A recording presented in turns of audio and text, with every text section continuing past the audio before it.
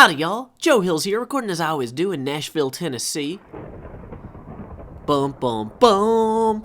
Today's episode is about building a stable to house our two horses, since they can't both live in that little house, and also that little house is above ground, and apparently skeletal horses don't like living above ground.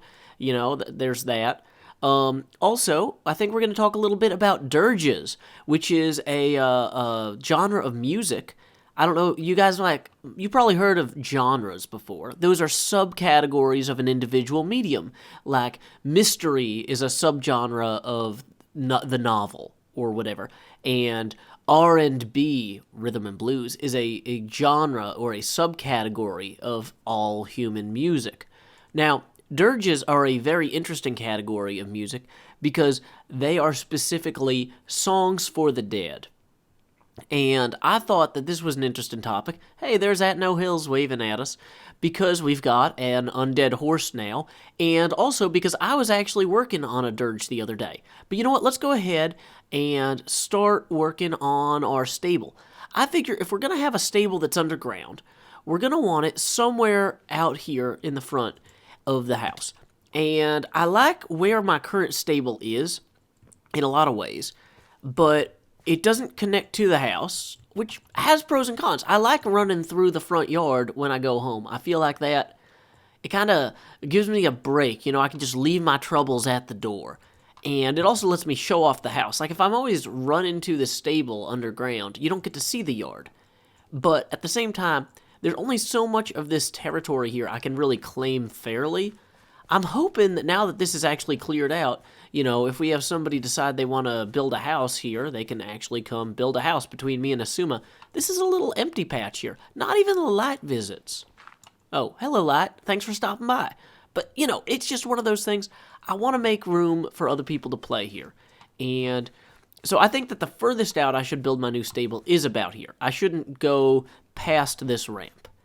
I'm kind of thinking, because I already have this ramp here, it might make sense to have the stable be some sort of, like, subset of this ramp, almost. So, like, you'd come down this ramp to here, and then have the stable built in below ground here. Somebody got lazy with their tree. Of course, I don't have the right kind of clay to even fix that. Of course. Okay, so we're just going to make this look worse. Ta-da! Next problem. Thank you, Thunder and Lightning. You're very, very frightening me. Okay, so if I put the stable below the lawn itself and had an entrance that faced outward here, I could then have the stable back up into the house, into the living room somehow. And I guess I could also have the stable then go out in this direction too. So then I don't have to kind of go up and over as much. I might even put in an additional ramp here. So let's go ahead, and I guess we probably want to just start digging out the actual stable.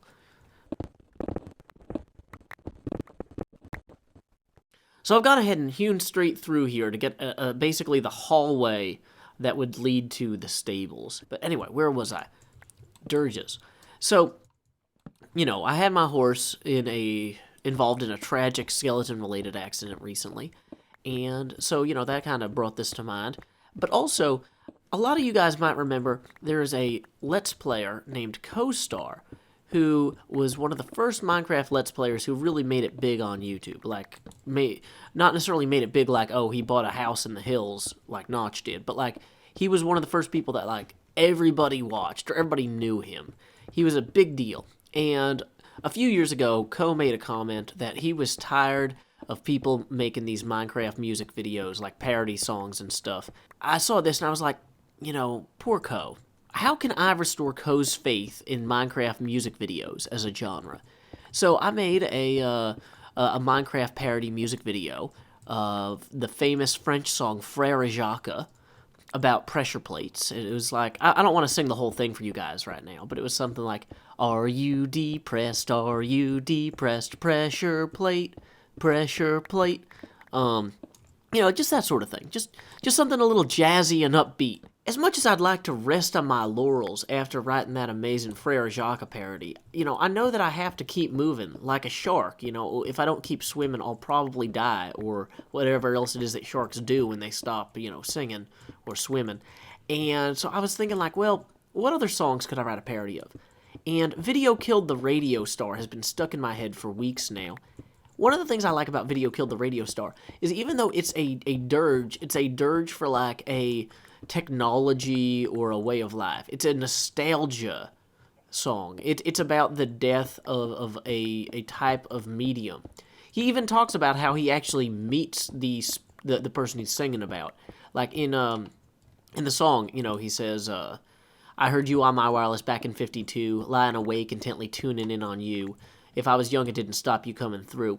And then later on in the song, he says, and now we meet in an abandoned studio. So, like, as long as that studio isn't, like, some sort of weird mausoleum studio where, like, they buried the guy, like, in his studio, he's probably talking about actually meeting the person while he's alive.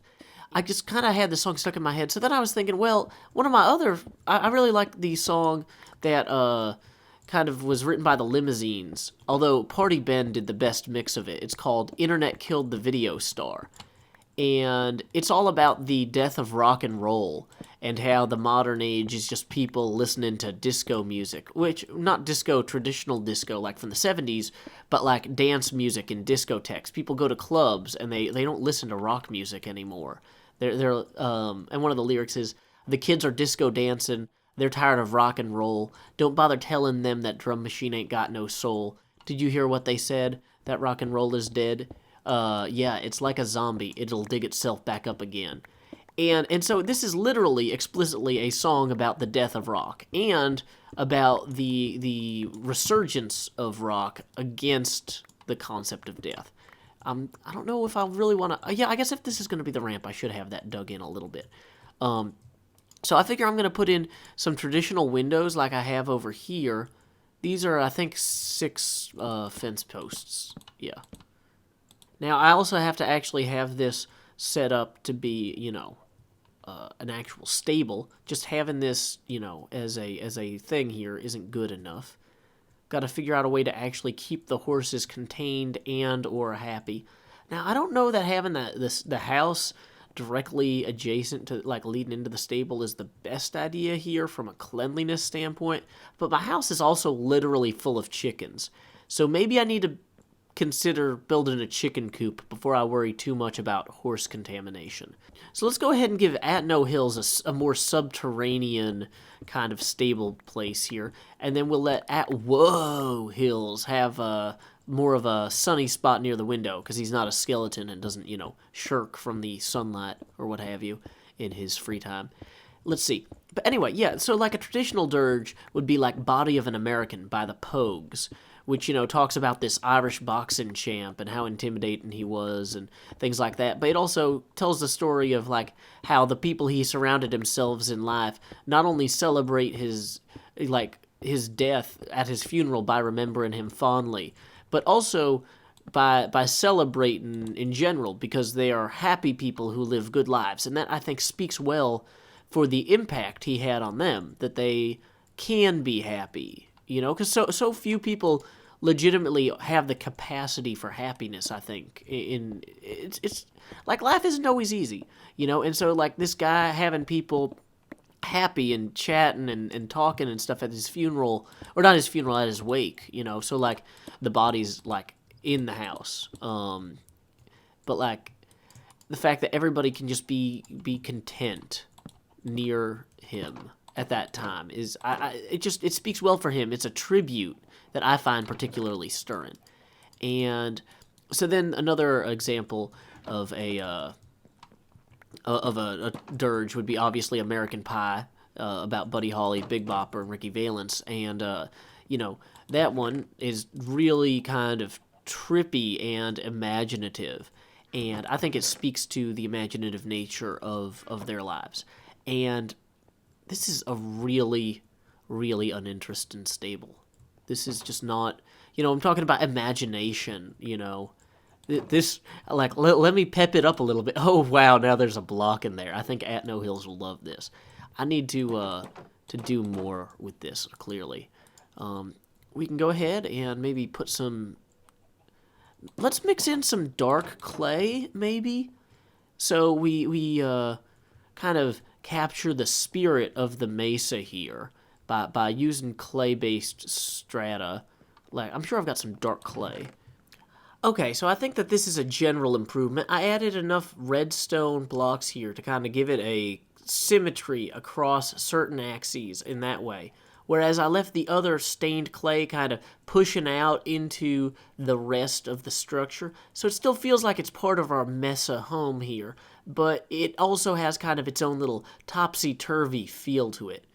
It'd be cool to put in maybe some other spooky stuff like spider webs. I don't know if skeletons actually like spider webs. It seems like they would, but they might just get stuck in them all the time. So that's probably not desirable. Hey, you don't get to live here. This is not a chicken coop yet. Or nor will it ever be. Okay, fine. I'll build you guys a house later. Now I gotta build a house for at JoeHills. So I think I'm gonna do that over here.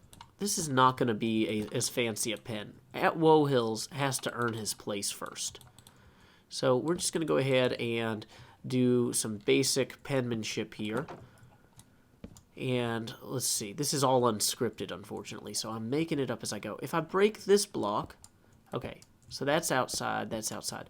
I'm just going to drag these over here like so.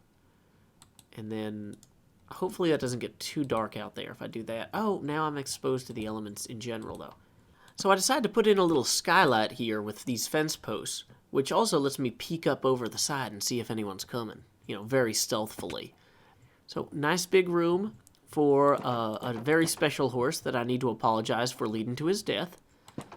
A good nursery for a new baby horse who is welcome to join the family, and apparently has a pet chicken with only a head who has disappeared, which is kind of creepy. Well, in the good news front, I gotta say, adding some torches here really lights up the place. Adding those torches adds no light and looks really good. On the bad news front, there's no door to this. And apparently a bunch of zombies have spawned, and the server is kind of running a little slow.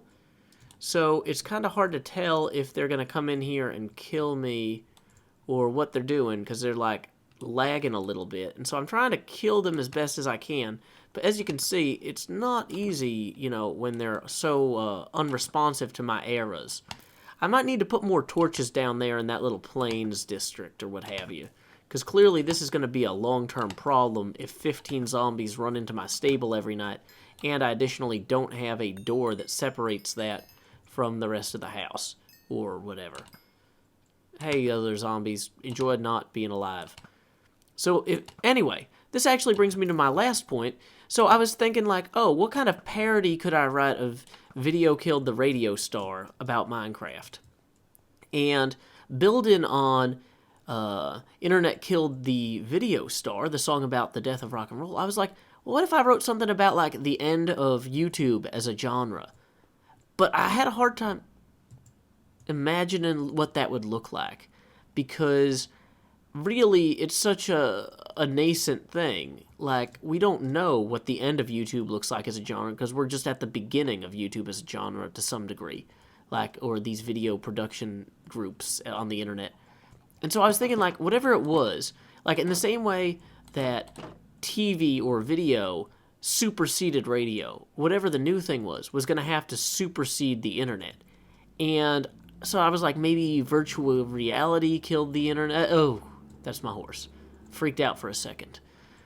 Let's go up here while it's safe, you know, and look down at the zombies coming up. And I don't think they can get up the ladder into the house, unfortunately. No, fortunately. Actually, I'm really glad for that.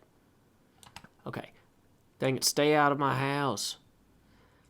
So I found myself asking, you know, what could possibly actually kill the internet? Because you're not going to see the end of the internet star until you see the end of the internet. And I realized it would probably take like a nuclear war to kill the internet at this point. And what would cause a nuclear war? I don't know, boring geopolitical stuff that I don't want to write a song about, or maybe like zombies. You know, maybe zombie wars killed the internet star. And I'm not thrilled with this, but you know what? Sometimes we make the best thing that we can, and so here you go, co-star. This one's for you. I watched you playing Minecraft building on YouTube before the zombies came and NATO dropped the nukes. Things seemed much simpler back when I laughed at you. Brains, Call out the undead brains. Did you survive them? Zombie wars killed the internet star. Zombie wars killed the internet star. My iPad runs on solar charge, but the Wi-Fi's down everywhere so far, and LTE's at 0 bars. No, oh, oh, oh. No, oh, oh, oh. And now we meet in an abandoned grocery store, already looted, merely shelter from a storm. I hear your voice and quickly lower my sidearm.